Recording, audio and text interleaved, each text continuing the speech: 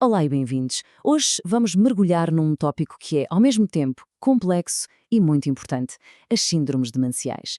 A verdade é que muitas vezes usamos uma única palavra, demência, para falar de realidades que são bastante diferentes umas das outras. O nosso objetivo aqui é precisamente esse: trazer um pouco mais de clareza e aprender a distinguir as suas formas mais comuns. Pensem um bocadinho. Quando se ouve a palavra demência, o que é que vem logo à cabeça? Para a maioria das pessoas, é quase sinónimo de perda de memória, certo? Mas a verdade é que demência não é uma doença única. É mais como um termo guarda-chuva, que abriga várias condições específicas que afetam o nosso cérebro. Vamos então descobrir o que se esconde debaixo deste guarda-chuva. Então, para nos organizarmos, o nosso caminho vai ser este. Primeiro, vamos definir o que é afinal a demência. Depois, vamos analisar uma a uma as suas caras mais conhecidas: Alzheimer, a demência vascular e a frontotemporal, e ainda a relação disto tudo com o Parkinson. E no fim, vamos perceber porque é que saber estas diferenças é tão, mas tão importante. Vamos lá começar pelo princípio. Para conseguirmos distinguir os vários tipos, temos primeiro de perceber o que eles têm todos em comum. Basicamente, o que é demência? A ideia-chave é esta: a demência não é a doença em si, é uma síndrome, ou seja, é um conjunto de sintomas que aparecem porque há doenças por trás a atacar o cérebro. O que estas doenças fazem é destruir as nossas células nervosas e isso afeta a nossa capacidade de pensar, a memória e até as coisas mais simples do dia a dia. E atenção, é crucial perceber que isto vai muito para além dos esquecimentos normais que vêm com a idade.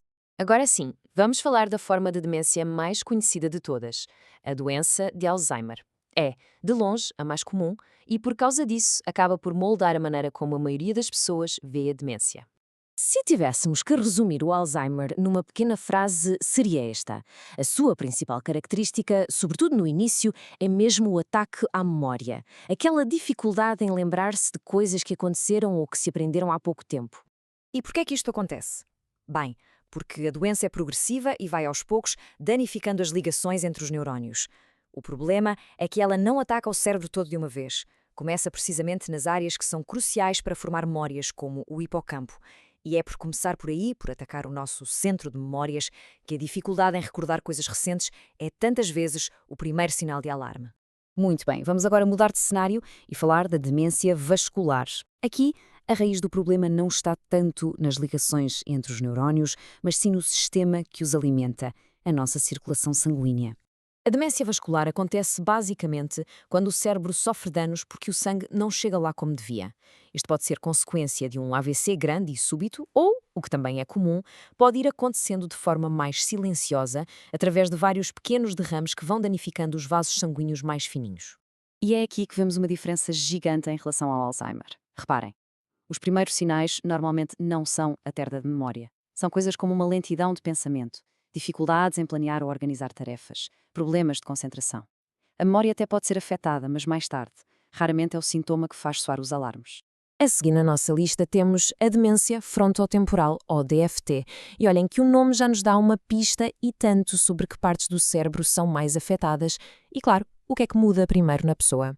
A DFT é causada pela degeneração dos lobos frontais, que ficam basicamente atrás da nossa testa e que controlam o nosso comportamento e personalidade. E também dos lobos temporais, que estão ali atrás das orelhas e são fundamentais para a linguagem. É a perda de células nestas zonas que explica os sintomas tão próprios desta demência. Esta comparação torna tudo muito mais claro, não é? No Alzheimer, a memória falha primeiro e só mais tarde é que surgem as alterações de comportamento. Já na demência frontotemporal, o padrão é o inverso.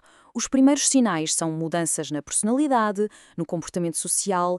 A perda de memória mais a sério, essa só costuma dar sinais de vida em fases mais avançadas da doença. E o Parkinson, onde é que entra nesta equação? Bem, apesar de ser mais conhecida como uma doença do movimento, a sua progressão pode de facto levar a desafios cognitivos. Vamos ver como. O ponto fulcral aqui é a ordem dos acontecimentos. A doença de Parkinson começa, tipicamente, com os sintomas motores que todos conhecemos, os tremores, a rigidez. No entanto, com o passar dos anos, as mesmas alterações no cérebro que causam estes problemas de movimento podem começar a afetar também as funções cognitivas e aí sim levar a uma demência associada à doença. Pronto, já vimos as peças do puzzle em separado. Agora vamos juntá-las todas e olhar para a imagem completa. Esta síntese vai ajudar-nos a visualizar as diferenças-chave entre todas elas. Olhando para este quadro, fica tudo muito mais arrumado, não fica? Alzheimer começa com a memória, por causa dos danos no hipocampo. A demência vascular ataca primeiro o pensamento e o planeamento por problemas de circulação. A frontotemporal manifesta-se no comportamento devido à degeneração dos lobos frontais e, associada ao Parkinson, essa surge depois dos sintomas motores. Cada uma tem a sua própria assinatura, a sua forma de se apresentar.